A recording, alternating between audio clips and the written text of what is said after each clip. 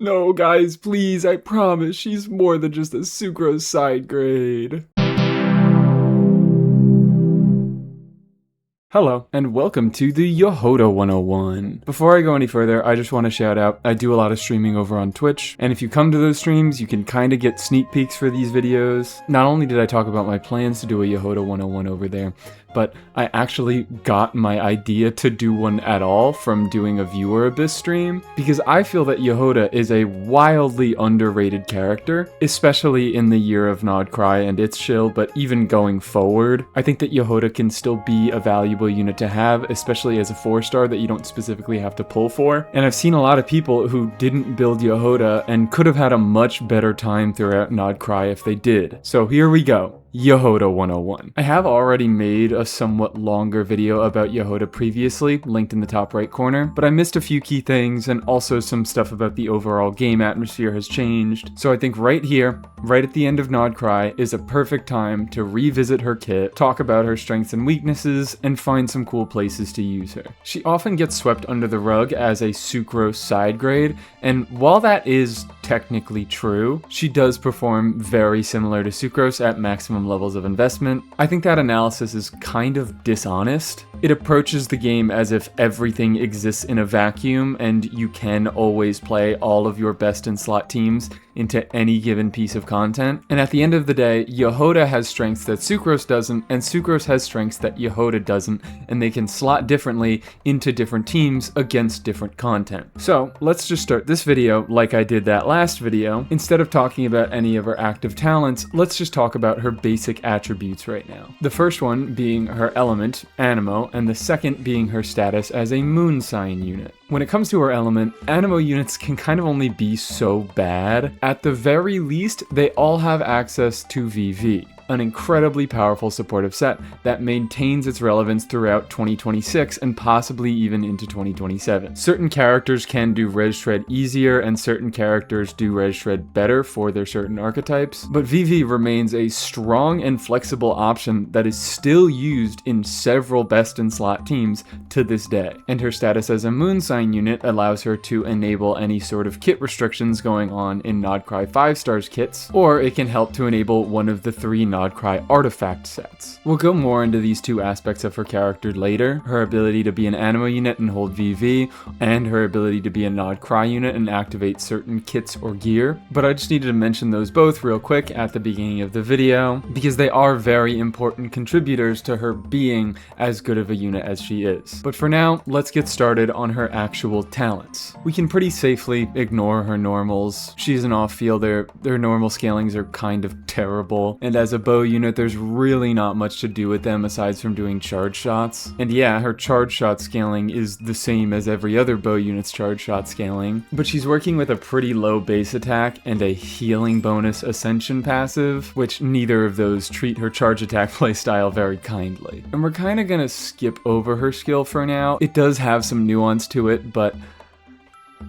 I just end up using it to funnel her burst. For most intents and purposes, it kind of is just a skill that generates energy, so let's skip over to the burst, which is where most of her actual functional kit ends up being. At a baseline, it's really nothing too special. She does a little instance of animo damage, she spawns these robots around her, and the robots will heal whoever is on field. However, that's not the full story. Not only does her burst heal the on-fielder, but if said on-fielder is above 70% HP, her robots will also heal your lowest health off-fielder for a slightly smaller scaling. This healing is based on her attack, and the healing that the off-fielder gets is about 40% of the healing that the on-fielder gets. While this is all her burst does at a baseline, there are some other additional effects that you can activate by meeting certain conditions. Probably the most useful effect is that her burst can absorb and reapply elements, albeit only when she's in Ascendant Moongleam. In my opinion, this is actually one of Jahoda's larger weaknesses, because unlike most other animo units who absorb and reapply elements, she doesn't apply any off-field animo, she only reapplies the elements that she has absorbed. Other characters like Venti or Kazuha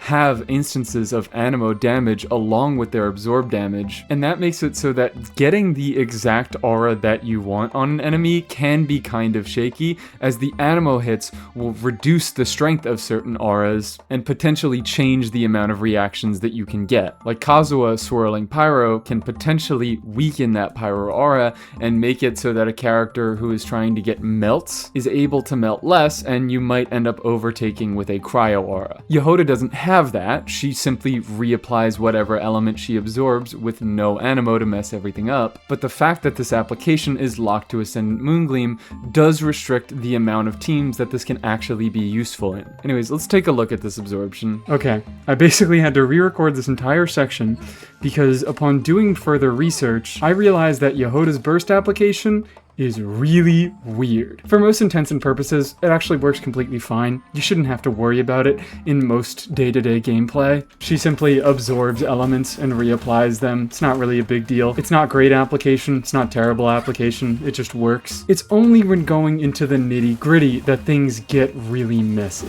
because each robot can absorb its own separate element, and when you have multiple robots of different elements, that's where trouble starts to come in. Most units have standard ICD of 2.5 seconds or 3 hits, meaning if an ability applies an element, that ability will lose the ability to apply said element for 2.5 seconds or for 3 hits, whichever comes first. Jahoda has her own special ICD. Her burst increases the hit rule from 3 hits to 4 hits, meaning the robots have to hit more time to reapply an element, but the time rule is increased from 2.5 seconds to 15 seconds, which is 3 seconds longer than her actual burst duration.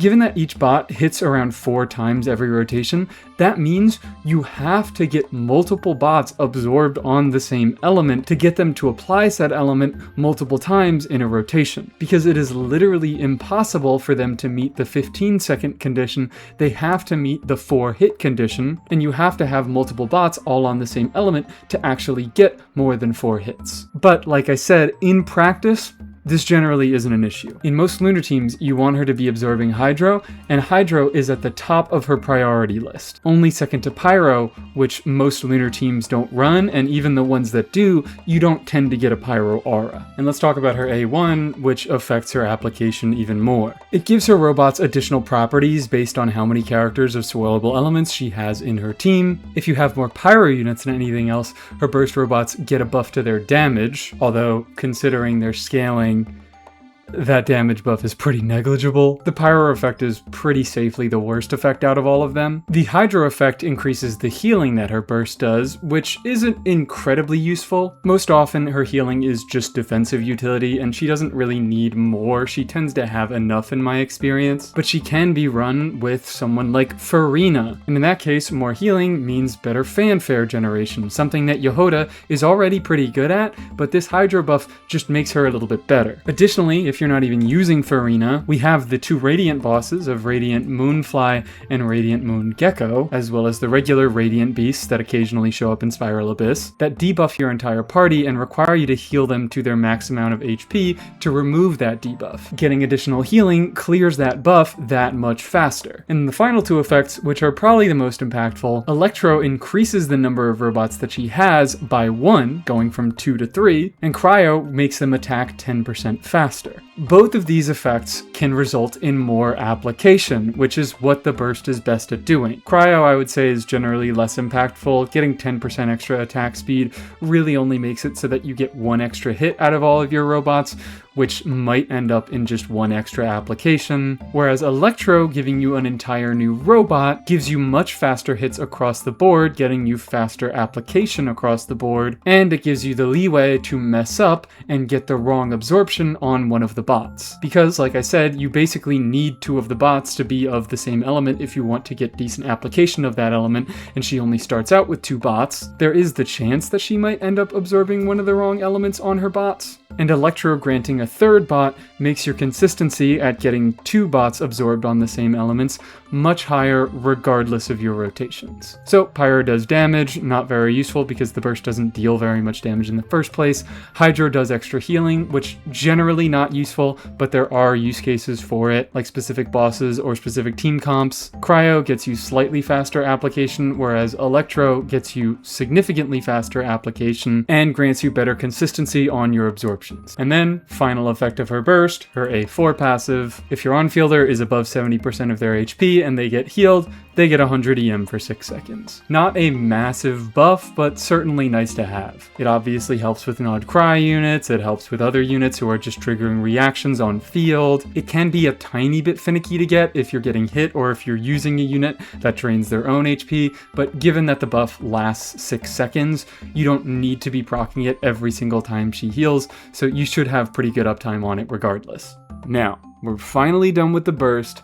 Let's move on to the skill, which is, to be fair, less complicated, but also a lot worse. Pressing E will put her into this little state where she starts running around the enemy, and on its own doesn't really do much of anything. Now, if we apply an element to the enemy before we go into her skill, we can see that Jahoda slowly starts to fill up a little bar with said element before automatically performing her attack and generating some energy when the bar is full. And if you're not an Ascendant Moongleam, that's it.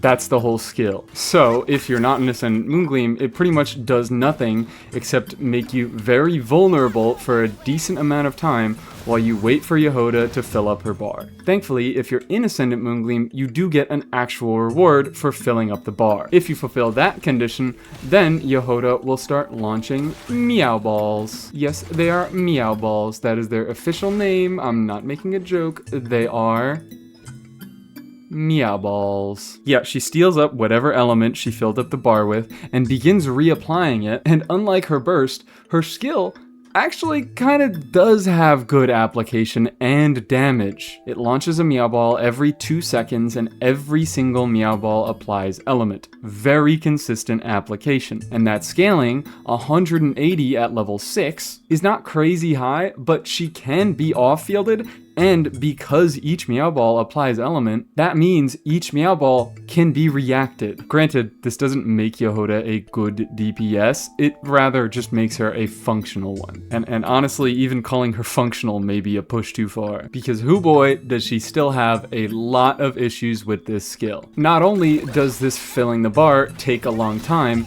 but it leaves Jahoda very susceptible to damage and interruption. Jahoda is an extremely squishy character, and honestly, one of the biggest risks that I faced with her before level 90ing her was just dying every time I tried to fill her bar. On top of that, this skill just takes a very long time to do and is a little bit of a DPS loss if you're doing optimized teams, and the fact that the bar can change element mid-collection makes it kind of unreliable if you're trying to get specific elements. Like if I have a team where I have 3 off-fielders all going off, doing their own thing, and messing with the aura on enemies. On 3 different runs where I pretty much did the same setup on each one, I got 3 different absorptions. I'll be so real, I don't even know how I got that pyro absorption. I didn't know that was possible. This absorption is potentially very, very useful if you can actually get it to activate, but that's kind of a big if. Given Jahoda's vulnerability when activating it, given how long it can take to activate, given her team restrictions requiring her to be an Ascendant Moongleam to even get it in the first place, I find that in most cases this skill ends up being a bit of a liability. Thankfully, she has a way of generating energy without engaging with this mechanic at all. If you simply tap E a second time while she's in her collection state, she will automatically do the damage, generate her particles, making it so that you can easily get her burst, which is the far more reliable part of her kit. I think that this ability can lead to some fun stuff if you're willing to put up with it, but I find that in most situations, her burst is more than good enough to completely ignore the absorption part of her skill. Its application is a little bit worse, but it's not so bad that I am left wanting for more. Before we get into teams, let's talk about constellations. But for better and for worse, Jahoda is almost entirely complete at C0. C1 is mostly a nothing constellation. It gives her Meow Balls a 50% chance to bounce. If there's another nearby enemy, the Meow Ball will bounce to that enemy, but if not, it will simply deal damage again to the same enemy. Given that the Meow Balls have no ICD, if they do end up bouncing, they will apply their element twice to the same enemy, but I've found that this rarely matters for much of anything at all. In most lunar teams, Jahoda ends up absorbing Hydro, and more Hydro application doesn't mess with any sort of reactions going on. I'd say the biggest impact this has is for DPS Jahoda, where a 50% chance to bounce also means a 50% chance to double your damage, reactions and all. So across a rotation, this results in 50% more damage from DPS Jahoda, but DPS Jahoda is not the best or the most comfortable thing in the world, so generally I find this doesn't really matter. C2, it allows her to get an additional effect off of her A1 talent. Given how unimpactful these effects are, you can imagine that this constellation is similarly unimpactful. I'd say the best thing that this does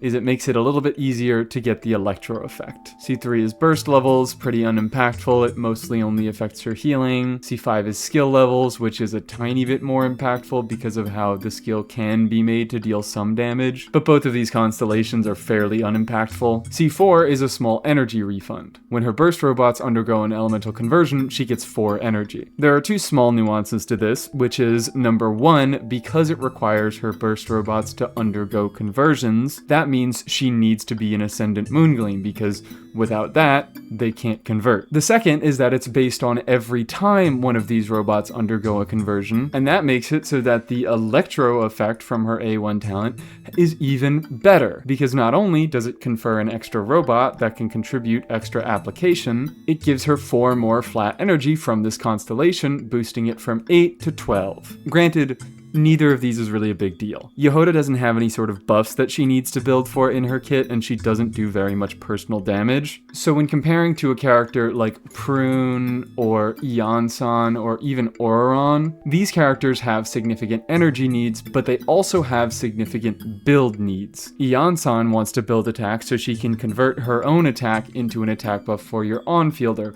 Auroron can be built to deal a little bit of personal damage, so reducing his energy needs means more damage coming out of him. Prune converts her attack into a damage bonus buff, so more attack on her means more of a team-wide damage bonus buff. Meanwhile, Jahoda doesn't really do anything with her stats. You kind of just build her so that she's able to get her burst every rotation. You can build her a little bit more to increase her healing, but given how good her healing already is and how little the actual healing value matters, this constellation ends up not doing a whole lot. Even though it gives her extra stats, Jahoda is basically unable to convert those extra stats into more damage. And then finally, we have her C6, which looks far better than it actually is. Filling her elemental bar from her skill while in Ascendant Moongleam will give a massive crit buff to all nearby moon sign characters, including herself. 5% crit rate, 40% crit damage, 20 seconds. Strong numbers, good uptime. The issue is actually filling the bar. As we've been over, she makes herself very vulnerable while filling the bar, and she takes a long time to do it. She makes herself extremely vulnerable, so you put yourself in a place of risk by filling her bar. Still, if you manage to finish her bar and you don't get knocked out of her skill state or just straight up killed, it still means you had to take a lot of time to fill up her bar. So even though Jahoda does have this massive buff within her C6, the fact that she takes so long to actually activate the buff in the first place, she does end up being a DPS Sidegrade to Sucrose, who comparatively she has smaller buffs that are more saturated with her EM buffs, but she takes much less field time to activate those buffs. Which I think that this is where a lot of animosity towards Jahoda comes from, is that even though she gives such insane numbers in her C6, number one, those numbers are locked behind C6, so a Sucrose at lower investment will perform significantly better than Jahoda, but number two, even if you have that insane C6, she takes so long and her clunk is so significant that she's not even worth it on a raw damaging level when compared to Sucrose. But I really think that's where the issue comes in. People see that she's a side grade to Sucrose at C6 and she has a lot more clunk, and they completely dismiss her offhand instead of considering the other useful aspects of her kit that Sucrose doesn't get access to. Yes, she's a side grade and even often a downgrade, but Sucrose doesn't have healing. Jahoda can act both as your defensive slot and as a check into enemies who require healing. Sucrose is also not a Nod Cry unit. While yes, Sucrose functions much better in the full premium variants of most Nod Cry teams, not everybody has full premium Nod Cry teams, and I feel like as we go into Snezhnaya, that's going to become more and more the case. People who pull for meta are not going to be getting Nod Cry units nearly as much, but people who pull units because they like said unit or they enjoy that unit's playstyle might not be willing to dump every bit of Primogems that they get into building that unit's team, and might be better off just using more budget options that can still comfortably clear content like Abyss or Imaginarium or even certain Stygian cycles. Because yes, the upcoming year is going to be the year of Stellar and we are going to be getting less lunar content. That doesn't mean that we are going to be completely rid of them. Hell, right now we have a double Abyss. Yeah, sure, the first half is Stellar, but the second is all lunar. It wants you using lunar-charged and even has a wild hunt check. This singular wild hunt enemy is sort of kind of what pushed me to make this 101 in the first place, because as I was doing Abyss clears on viewers' accounts in another stream that I did, I found that people who skipped a lot of Nod Cry and didn't get a whole lot of lunar stuff were really struggling into the second half of this Abyss. I mean, they're struggling into both halves of this Abyss. This Abyss is absolutely fucking evil. And I found that a lot of these people who weren't getting many lunar units had a level 50 or so, maybe 70 aino, and they had a level 20 Jahoda. The second half of this Abyss doesn't have particularly high DPS checks. They're all pretty low health enemies. In fact, overall, this Abyss is kind of low health. It's just the combination of enemies that make it very hard for any team that isn't the exact shield teams to clear. But that low HP means that somewhat suboptimal teams like, I don't know,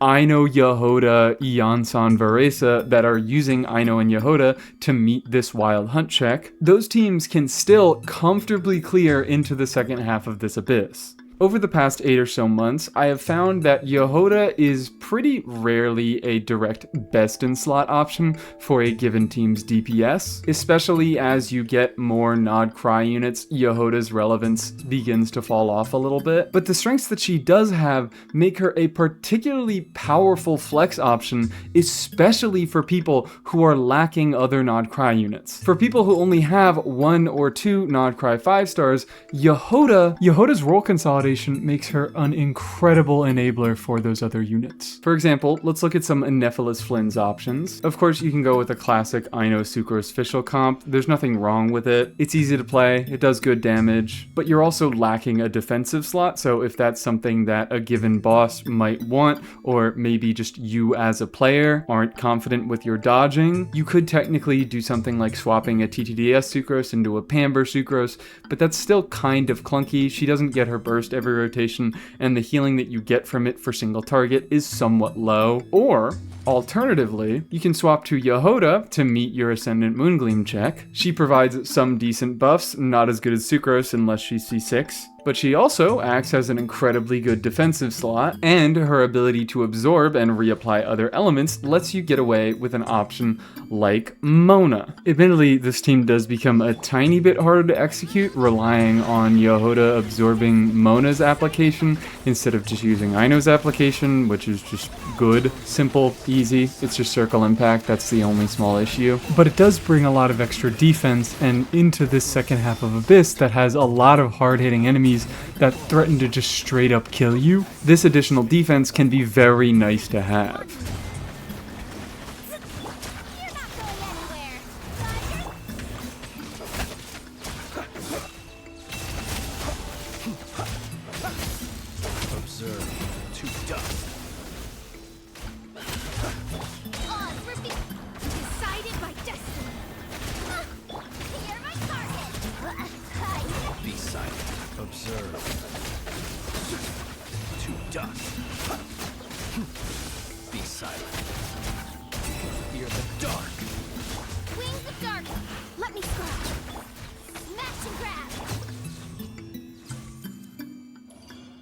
I mostly focus on Flint's because I think Flint's has some of the most interesting options outside of his premium team. Zenefa and Linnea often act as the defensive slot themselves, although Jahoda can still be very nice for both of them. Nefer's premium team actually doesn't have a defensive slot at all, so I think that's actually a much more notable situation in which a C6 Jahoda is a side grade to Sucrose. Anyways, I've kind of gotten ahead of myself here because I still haven't even talked about Jahoda's gear, but thankfully she's got pretty simple options. Being an animo unit, VV is always a powerful option. That's what I was using here in this Flynn's team. It shreds res for Flynn's and Fischl. They both do a lot of damage, so it's a pretty good thing to have. But Jahoda is part of a new age set of animo units that have more than just VV. She also has Serenade. And honestly, this is what I find Jahoda's off-field application to be more useful for. Yes, you can use it for a situation like I just showed, where you don't have particularly good hydro off-field, and you can use Jahoda to supplement someone like Mona, but frankly, I think that her absorption giving off-field damage to activate the Serenade set is a little bit more impactful, especially when your other two Nodcry carries are unable to have their res shredded by VV. Nefer is Dendro, Tsibai is Geo, you can't swirl either Dendro or Geo, so Jahoda having a set like this to make her a budget option for both of those carries, and in Nefer's case, sort of a premium option. It's good for her flexibility and it gives her more broad use cases. And while she doesn't always use Serenade and she would prefer to have VV if she can use it, being a Nodcry unit in conjunction with a second Nodcry unit enables this to be run on any supportive off-fielder. So while she's not always the one equipping it, activating Serenade is a decent part of Jahoda's identity. She doesn't give a massive full party buff like Sucro does, but she gives a small single target buff, and she enables a set that does give a massive full party buff. And to a lesser extent, we also have Night Sky. She is going to be equipping this set even less than Serenade, because this is strictly a DPS Jahoda set. You gotta be on field, you gotta be doing charge attacks or something with her. Generally not advisable. I would probably go for something like Golden Troop over this, as most of her damage is coming from her skill, but an on-field DPS Jahoda can technically make use of Night Sky, and the reason that she is also less capable of enabling the set in the first place is that unlike Serenade, this requires you to trigger a lunar reaction. That means that you gotta have a Nodcry 5-star on your team. I think the combination of Aino and Jahoda and their ability to enable Serenade makes for a decent low-budget core for an alright variety of teams, while also being able to meet a nice variety of shills, but you actually do need a 5-star somewhere in the mix to activate Night Sky, which if you have one of those Nodcry 5-stars and you need to activate Night Sky, then of course Jahoda is a decent option for that. But in general, I would say that Serenade is a little bit more part of her identity. And outside of those, she does technically have the potential to run other buffing sets, like of course Noblesse or even Tenacity if you manage to get her absorption. But these buffing sets are so much weaker than either VV or Serenade, I would greatly prioritize those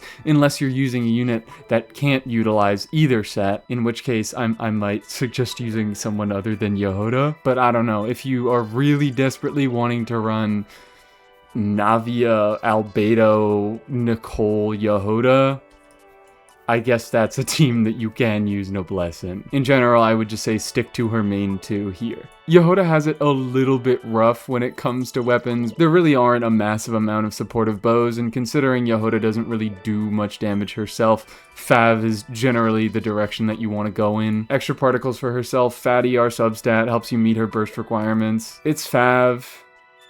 Do I have to say why Fav is good? The main standout is Elegy. It has an ER substat, so it helps you meet her burst conditions. It has a pretty simple condition to meet. As long as you hit with skills or bursts, you can give a full party EM and attack buff. Those buffs can be pretty useful to a Flynn's team, but also the energy from Fav can be pretty useful to Flynn's teams. Elegy if you have it, Fav if you don't, and don't worry about Elegy. If you're DPSing her, most bows are kind of just stat sticks. For the 4 stars, Stringless is actually surprisingly compelling. Gives a bunch of skill damage bonus, and it gives EM if you're using her in something like a Vapor or Melt team and you're triggering reactions with every Meow Ball. That EM is pretty meaningful. But your 5-star weapons will just give her more overall stats, making them very slightly better, but none of them are particularly great with her playstyle. Just throw whatever you got on her. Anyways, the final weapon that I'm gonna mention is the event bow of Rainbow Serpent's Rainbow, although don't feel feel too bad if you missed it, because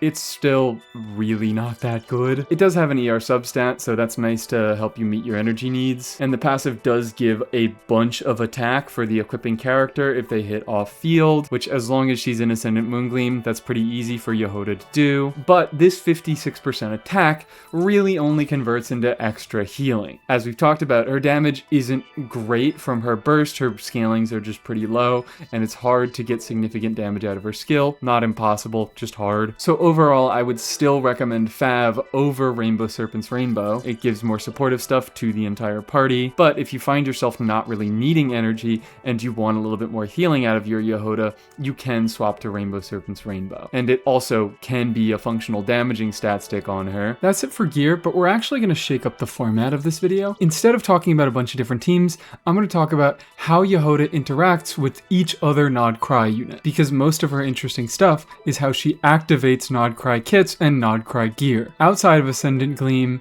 she is kind of just an animo healer, and we got a bunch of those. I'm gonna do this mostly in order of release, but real quick to start off, I'd like to jump around a little bit. Instead of bringing up Anefa, I'd actually like to talk about Aino. Given that everybody got a copy of Aino for free, she is the one Nod Cry teammate you are guaranteed to have with Jahoda. Aino and Jahoda, without any other Nod Cry units, are a functional team core, but not a particularly great one. The only thing they're particularly good at is buffing a fat load of EM and applying a lot of Hydro. I'd say this is mostly useful for vape carries, so you can use this as a kind of budget option for someone like Linny or Arlecchino. Honestly, I think even Hu Tao has the potential to work here. The fact that you have two Nod Cry units does enable the use of Serenade, granting an extra 120 EM on top of the EM that the characters are already giving you. I know C1 gives 80, Jahoda at C0 gives 100, as long as you are healing your on-fielder for above 70% of their maximum HP. That can prove to be a small issue with Linny, but it shouldn't be terribly difficult. The buff still has a 6-second uptime, so missing a few procs isn't the biggest loss. In any case, Aino has decent Hydro application, and Jahoda can be used to supplement that application, while also buffing EM to hell and back. Granted, in most of Jahoda and Aino's Vape teams, it's going to be very difficult to get your Pyro res shredded. Due to your uptime in your application, it's almost impossible to be getting a Pyro swirl, especially if you want to be getting a Hydro absorption to assist Aino's application. And then Jahoda doesn't end up being very useful on VV. She has to downgrade to a worse supportive set. Potentially she can be the one to run Serenade, and then you can throw Aino on something like Noblesse. But in general, you're not getting very much value out of VV on this team because you're only swirling Hydro, and there's not much Hydro damage going on here. Even with Nicole's full party attack buff benefiting Aino and Jahoda, who are off-field attack scalers, the numbers don't get very high. And you know what? Let me just take care of this now. I meant to bring her skill up to level 8 for the purposes of this video, and I got plenty of crafting materials. Layla, give me a double. I didn't need them, but thank you very much. And there we go. We are now up to a 200% Meow Ball scaling. We are as honest as can be. I've got Jahoda on VV, so we can actually get our Hydro Res shredded. We'll be even nice to her. We'll give her a stringless, even though she cannot possibly meet her energy needs with it. And screw it, we're going crazy. Let's give Aino a Wolf's Gravestone. So this is a very unrealistic situation where these two would not normally be able to meet their energy needs with these builds. Neither of them have enough energy recharge, but I'm sacrificing that to just prove my point of how little damage means on them. Seems we're getting a fresh 9,000 DPS out of the two of them. Jahoda is contributing a lot more. To be fair, she actually has talent investment. My Aino's talents are 111, but level 1 talents are roughly half the scaling of level 10 talents, so even if we crowned her, the damage contribution wouldn't be very high. She's getting like 2,000 DPS in this team. Even if we doubled that, that's only to 4,000.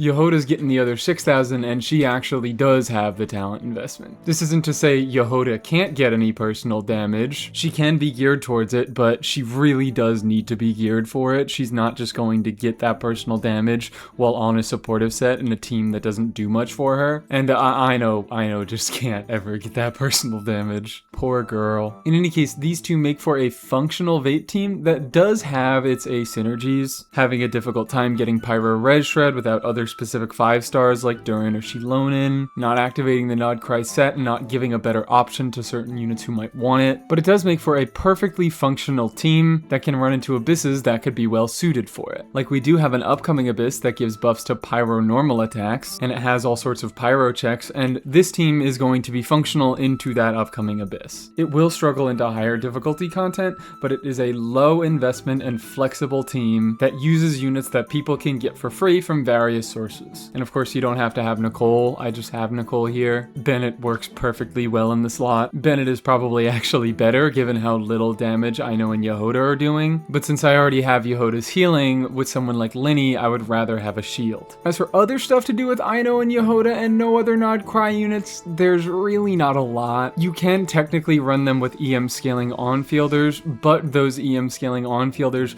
often have more synergistic teams. If you're not running one of the many Nodcry units that gives them access to better sets or just does a load of damage themselves, someone like Sethos can function here to meet a check into Abyss, something like that, but when it comes to dealing higher sheet DPS and brute forcing higher difficulty content, Sethos is going to want to be played with his more synergistic teams, with his overburn variations of Aggravate. Although, I mean, I guess it does make a functional team, so you could use this to do something like brute force in the second half of Abyss, because there's an electrocharge check in the Cactus, there's a double Nodcry check in the Wilderness Hunter. It's not going to be easy, and you're either going to need the exact shield team or a team that is very easily able to brute force the first half of Abyss to take on the second half with Sethos.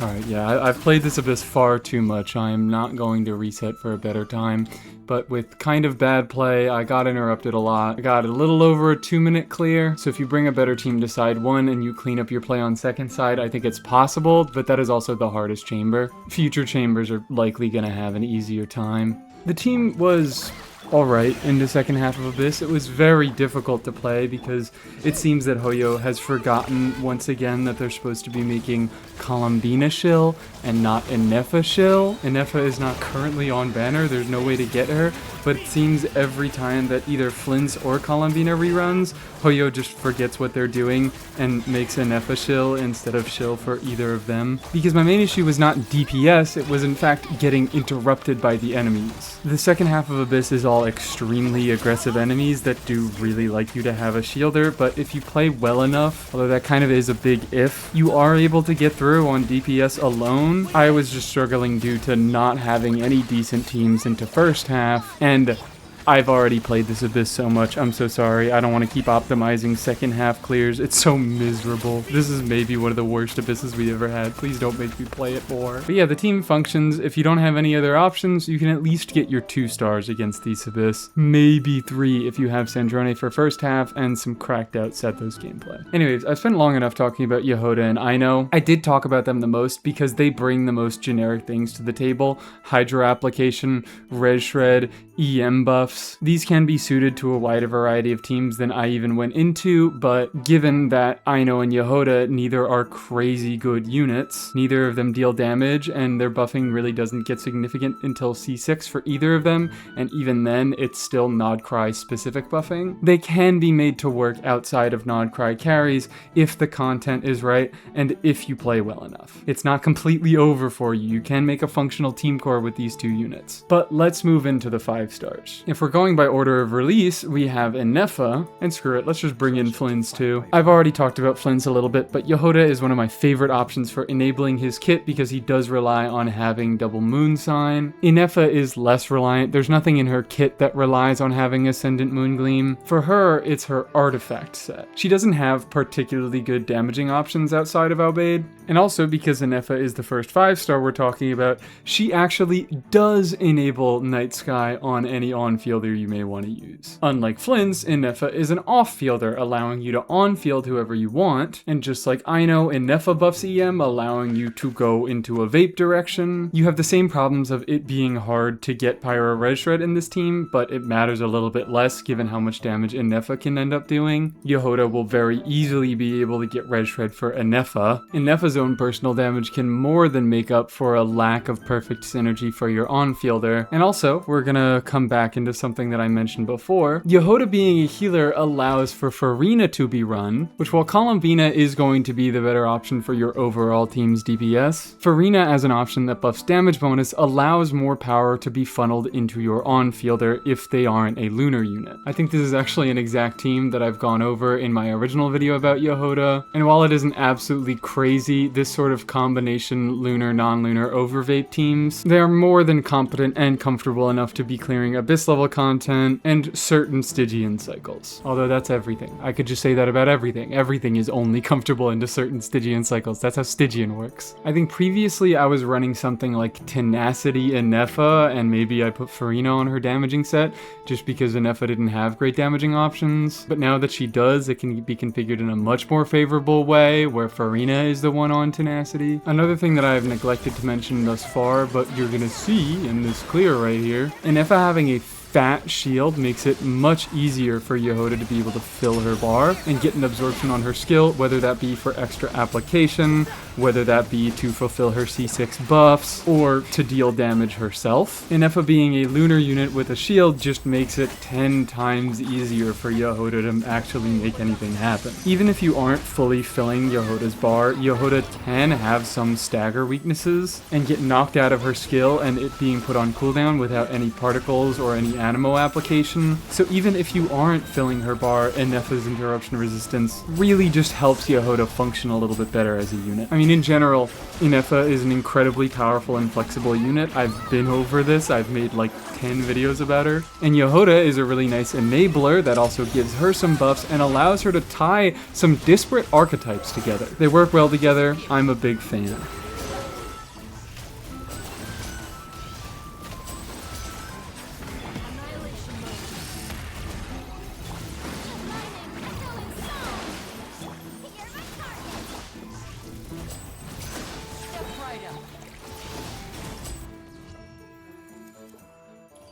Funnily enough, Flint's actually has much less issues with interruption resist than the rest of the cast do. Because all of his damage happens while he is in his burst, he is completely invulnerable and cannot be knocked out of it. So by getting knocked around, he really only loses damage from his normal attacks, which was not very much to begin with. That makes it so that Jahoda is an absolutely wonderful enabler on him. You don't get the usual downside that you get going from shielding to healing, which is losing your interruption resist, because Flynn's doesn't really need the interruption resist in the first place. As long as you aren't getting hit too much where Jahoda just can't keep up. She still has her own issues with interruption resist, but I generally find that Jahoda can be a wonderful replacement for Anefa in Flynn's teams. She provides a decent amount of the same things that Anefa provides in some buffing, a second Nod Cry unit to activate his kit and artifact set, and some defensive utility. Okay, moving on, let's talk about lunar-bloom. Lunar-bloom is the only premium Nod Cry team without any defensive utility at all. Unless you end up running Columbina on her signature, of course. Although unironically, it actually kind of is a little bit harder to run Columbina on Pamber and lunar-bloom teams because she needs her burst so badly. The burst giving extra verdant dudes allows Lama to use a hold skill, allows Nefer to just rotate a little bit faster, so Columbina really wants high uptime on her burst. Fab is kind of my go-to option for Columbina and lunar-bloom teams, but Prototype Amber can be made to function. In any case, Jahoda brings a nice combination of things to the team. She is a reasonable buffer at C0, and once you take her to C6, she can be a Sucrose side grade, although I find that it's a little bit faker than it is in lunar-charge, because like I mentioned, in lunar-charge, you have Anefa's shield. It's much easier to actually fill her elemental flask, whereas lunar-bloom, you don't have any of that. You just have to pray that the enemy doesn't look in your direction. Granted, she still is a defensive utility. She does have some minor buffs, and because she can't use VV, she is a wonderful Serenade holder in this team. The only issue is that a Dendro aura is stronger than a Hydro aura. It takes one application of Dendro to remove a Hydro aura, but it takes two applications of Hydro to remove a Dendro aura, with neither Columbina nor Aino having particularly good Hydro application. and 2 very strong Dendro appliers on the team, you often end up with a Dendro aura in these teams, and it makes it difficult for Jahoda to get a Hydro absorption and therefore deal any sort of damage off field and activate the Serenade set. But I found that Columbina, with her very long uptime skill, does have the potential to go first in the rotation and clear any Dendro aura from the last rotation, making it possible for Jahoda to get her absorption and use Serenade properly. In any case, let me just run a quick DPS dummy showcase to show the rotation, because I cannot be bothered to do another round of this abyss. Boy, I hate it so much. Jahoda does have the potential to slow down this team's rotations if you are playing them particularly well, but you can see I always get my absorption, so Serenade is always active on Jahoda in this team. Even though I don't have great uptime on my Hydro Aura, I do at least get some uptime on my Hydro Aura. And actually, Jahoda's own application is helping Columbina break through the Dendro and actually occasionally get a Hydro Aura so Jahoda can reabsorb it. That's actually something else that I haven't really mentioned. This is more with her skill than her burst, because her skill has more than 100% uptime. It's 20% duration on a 15-second cooldown. Jahoda is often able to use her application coming from the last rotation to get application on the current rotation. A while back, I had some chatters ask me to play Dahlia, Jahoda, Fischl, Flynn's in Abyss, and needless to say, that was a bit of a headache with how low Dahlia's Hydro application was. Trying to get an absorption on Jahoda would be kind of irritating at times. But once I got into it, once I got into more rotations, I found that Jahoda would still be applying Hydro by the time I enter her skill on the next rotation, and make it much easier to get a Hydro absorption again. She still has all the issues that she has with interruption resist and it taking a long time to get that skill absorption, but it's kind of a fun gameplay thing that if she gets an absorption the first time around, it'll be easier on subsequent rotations. Overall, I think you are sacrificing a decent bit of damage in lunar-bloom compared to lunar-charged, because Jahoda does require you to rotate a little bit slower and it's harder to get the buff from her C6, but considering that lunar-bloom's comfort options are kind of limited, I think Jahoda really stands out in that regard. She is a reasonable buffing option while also having great defensive utility. As for using her as a replacement for either Lauma or Columbina, Lunar-bloom was not designed in a very player-friendly way. It really does want all of its pieces to perfectly function. Lauma does so much buffing for Nefer that it's kind of hard to come up with another alternative. And then Columbina in turn buffs Lauma and allows her to give more quills. It allows Nefer to rotate a lot more smoothly. I really don't like the way Lunar-bloom was designed, where most of the scalings in the team are coming out of Lauma, and Columbina and Nefer kind of just act as Lauma's drivers in a way. It makes it so the team works a lot less well when you're lacking any given unit here. When compared to the other Luna archetypes, those units all just kind of deal their own damage. They don't have any utility or buffing that they do to each other, so the individual 5-stars are a lot more replaceable. I think Jahoda works as a great last slot, but if you're lacking any of these units or you're trying to split them up between multiple stages of a clear in Abyss or Stygian, I don't think Jahoda does a great job at replacing any of them. Whatever, mini rant about lunar-bloom over. Let's get on to lunar-crystallize, which actually I don't know why I opened the team menu. I don't have any of these units. Let's look at the archive. I guess starting with the 4-star, Jahoda and Itlua don't do anything for each other really at all. It's really, really rough to get them to work together because it's lunar-crystallize. You do want a Hydra unit, so if you're running a lunar-crystallize unit in either Linnea or Tsibai and Itlua and Jahoda, that means you have 2 Geo units, 1 Animo, and you have to put in a Hydra last slot. And these being Geo units, she can't use VV, so she pretty much has to be on Serenade. Although Itlua or your Hydra unit are often going to be the ones on Serenade, so getting Jahoda in the team to run Serenade doesn't do you much good. I guess you could put her on instructors or something like that. Rather, I think Itlua is the unit that Jahoda replaces. Itlua is better than Jahoda at almost all levels of investment with Tsibai. He needs C2 to have off-field damage and get good uptime on Serenade, but given all of the other buffs that are in his kit, generally he just is the better unit to run for damage. But just like lunar-bloom premium, if you're running a lower investment C-buy team, you can kind of be strapped for defensive options. None of the units that you would traditionally play in C-buy teams have any defensive utility except for Linnea. Idloa, Columbina, and Aino all kind of have it rough. Like, one of your best budget defensive options otherwise is Goro, just because he buffs defense and, you know, that makes you take less damage. Same with Idloa, to be fair. And his C4 gives some incredibly pathetic healing, but it is healing nonetheless. I don't think C-buy desperately needs sustain as a defense scaler, but unlike Flynn's, she spends most of her time on field pretty vulnerably. She isn't in any sort of iframes, she's just doing normals and spamming skills. And once again, Jahoda can strike a nice balance between defensive utility and offensive buffing. And then we have Linnea, who, as a healer, is perhaps the most direct competition to Jahoda. You gotta be quiet, girl. You're so fucking annoying. And yeah, you know what? If you have the full Lunar Premium team, there's basically no reason to use Jahoda at all. I mean, it's 3 Geo units and you need a Hydra unit, so you can't use Jahoda unless you replace one of them. But for more scuffed lunar teams, when you're lacking either one of the 5 stars, I think that's where Jahoda can really step in to shine. I already mentioned with Tsibai, she's good defensive utility and mixed buffing. But for Linnea, it's a bit of a different story. Because Linnea already does healing, Jahoda doesn't inherently bring that to the team. Girl, you gotta shut up. You're doing the world's loudest animation. You know what? Girl, you're too loud. Linnea is just too loud. You're getting muted. Because Linnea already has healing, inherently Jahoda doesn't bring that to the team, but Jahoda does allow you to get some more variety for what's going on for the rest of the team. Columbina is pretty much the only Hydra option that buffs Linnea herself. Linnea is an off-fielder, so that means 2 things for her.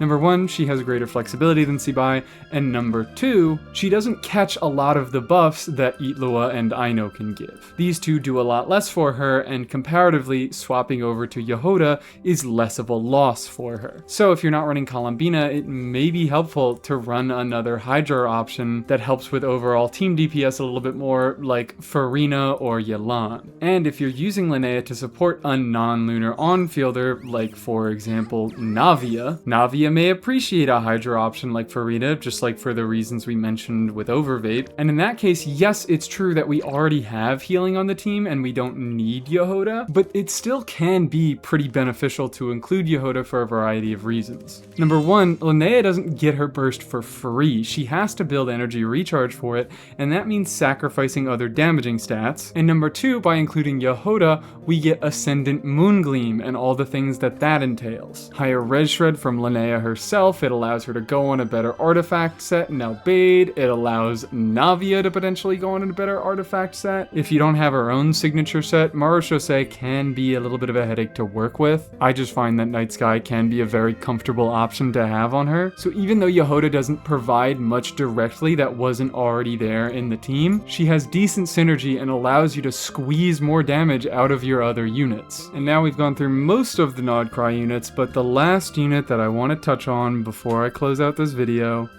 is of course Columbina. I already spent a long time talking about Aino, and honestly, for the most part, Columbina is just kind of Aino that does damage. She enables all of the lunar reactions, so as long as you're triggering one of them, she enables you to use Night Sky on whatever unit you want. She does a good bit of her own personal damage, so her teams will just be a little bit better from that. I just find that when it comes to scuffed Jahoda teams, Columbina is a very, very nice option to have. And even though she enables the lunar reactions, you still don't necessarily have to do anything with them. You can still run a vape team if you really want to. It becomes a lot more feasible to swap Jahoda from Serenade to VV in a team like this because Columbina actually does do some significant Hydra damage of her own. It's not great Hydra damage, but even just like throwing her on Tenacity. Look at that. Look at that, 16k procs. Not too shabby at all. I mean, it's certainly not a great team, but it's got Abyss level DPS. We are likely never going to have content that wants this exact type of shill, but somehow if we get like lunar content that has decent pyro checks into it, maybe you could do something with this. I'm kind of fooling around at this point. It's mainly just to show that Columbina has non-negligible regular hydro damage, and you can use that on its own. It's definitely better to utilize your lunar stuff, but it's not the worst thing ever to use it on its own. One final thing to mention about Columbina herself herself is Columbina's on-field playstyle. An on-field Columbina is pretty much the only team in the game where C6 Jahoda actually makes a meaningful difference. This is due to how DPS Columbina works. Her own lunar-bloom scalings coming from her skill and her normal attacks are both pretty miserably low, and she heavily relies on Lauma's quill buffs to do any sort of reasonable lunar-bloom damage. However, this has some repercussions on how DPS Columbina is built. Because her own base scalings are so low and she so heavily relies on Lauma's quills to do any damage, quills are unaffected by both the base scaling of the talent and lunar damage bonus that Columbina gets. This makes it so that the majority of lunar-bloom Columbina's damage is completely unaffected by HP and EM stats. Because the base scalings themselves are very low, building HP on Columbina herself doesn't affect a lot of the damage coming out of her, and because quills are unaffected by lunar damage bonuses, you have the same issue with EM, and the only stat that increases the damage coming from Lauma's quills is crit. So while Sucrose ends up being a very solid option in a lot of other Nodcry teams because a lot of those teams heavily value EM, the balance of DPS Columbina makes it so that the crit that you get from Jahoda C6 is much more valuable. You still have the same issues as ever with this C6. It still can be a headache to get the absorption in the first place because of how finicky it is and how long it takes to do. But given Columbina has her own issues with interruption, she tends to run shielders, making it a lot easier for Jahoda to get her absorption, and making this the one team where it's actually pretty valuable to have Jahoda C6. My only real issue is that Columbina does have an incredibly high risk of overcapping. She ascends crit rate, she gets 15% crit rate from this passive, she gets 30% crit rate from her set in Night Sky, she gets 10% more crit rate from Lauma, and Jahoda does give a little bit more crit rate, but thankfully the constellation is balanced to give mostly crit damage. In any case, to end off here, I think I want to do a tiny bit of messing around with DPS Jahoda. Okay. So, near the end of this video, I had an entire section where I just kind of messed around doing DPS Jahoda stuff, and I failed to find anything that was particularly comfortable or consistent. In a lot of teams, it can be hard to get her to absorb a specific element, so you kind of have to end up building her in a very generic way. You can't rely on any sort of reactions, you can't use a damage bonus goblet, which does heavily limit her potential to deal damage. But then, I was sent this team. This is a team where you actually can get a consistent Pyro Aura going from Durin, get that absorbed on Jahoda, and then on-field Mona to apply Hydro and actually get Vapes off on her. And it actually is consistent across multiple rotations. I'm actually going mostly supportive builds here. Inefa is on Serenade. Mona is on Noblesse. Yes, she has the Hexerai set, but the Hexerai set only buffs the element of the wielder and your on-fielder, and given that Mona is your on-fielder here, you're only getting a Hydro damage bonus. So instead I'm going for Noblesse for the full party attack buff. Instead we have Durin on the Hexerai supportive set because he's a Pyro unit, he gives a Pyro buff, and because that's what Jahoda is absorbing, this actually provides a meaningful benefit to the team. And Jahoda is running Golden Troop and Aqua Simulacra for maximized damage. And even though Durin is getting Vapes here, we're going supportive light mode Durin to shred Pyro Res for Jahoda, because this is all about her. Alright, let's make this happen. This team actually performs a little bit better than what was originally pitched to me. I got shown a 50k variant of this team. Durin, Sig, and Monacons are probably doing a little bit to help out, given how much damage we have coming from each member of the team. Mona C6 in particular gives her the potential to deal a lot more damage, even when you're just using her as a driver unit. Even if we entirely remove Mona's contribution, this is still a 60k team, more than comfortable enough to clear a lot of abysses as long as they aren't directly hostile towards this team. And we get to see some big funny numbers out of Jahoda, so that's awesome. I'm seeing 40ks, I'm seeing 50ks out of this girl. It is a pretty 5-star heavy team. Almost all of the 5-stars here are entirely unreplaceable. Mona is doing a bunch of damage bonus, EM, and crit buffs. Durin is doing a bunch of Pyro Res Shred and activating Hexencircle. Inefa is enabling Durin's Res Shred with her Electro and Jahoda's absorption by being a moon sign unit. And the Electro does help to protect some of the Pyro, so we get some more Vapes out of Durin and Jahoda. Without any one of these pieces, the team isn't going to work nearly as well, but I did find it to be surprisingly comfortable for what it is, a DPS Jahoda team. So I took it into Abyss, and there definitely still is a little bit of clunkiness to it. The main thing is that you do really want a Neph's shield to absorb your element properly when you're going up against actual enemies, so you don't get knocked out of your skill or just straight up die. But her shield up also means that Brigida is up, and her Electro application can potentially remove Durin's Pyro aura and mess with your ability to actually absorb Pyro. Despite those small issues, the DPS was more than enough to make up for the small discomfort. Granted, this is a somewhat favorable Abyss for this team. You do get a lunar-charged damage buff, and you do want 2 Nod-Cry units in your team, but given how much I've gimped Anepha's damage in this setup, I think it's mostly the favorable enemy lineup that's coming in here. Not every Abyss is going to be this kind into this team, but as long as an Abyss isn't directly hostile, this is still a comfortable clear.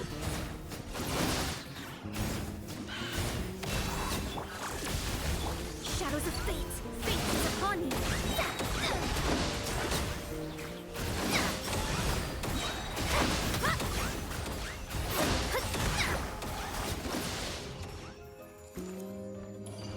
And honestly, I think that's it for Jahoda 101. She's not a fantastic unit, but she is a wonderful budget option for a lot of different Nod-Cry teams and even some non-Nod-Cry teams. And she can be a really nice option for meeting Nod-Cry checks, which while we definitely have gotten through the brunt of them in this past year, it's not like they're gonna entirely disappear with Shinjnaya. We still had Night Soul checks in Nod-Cry.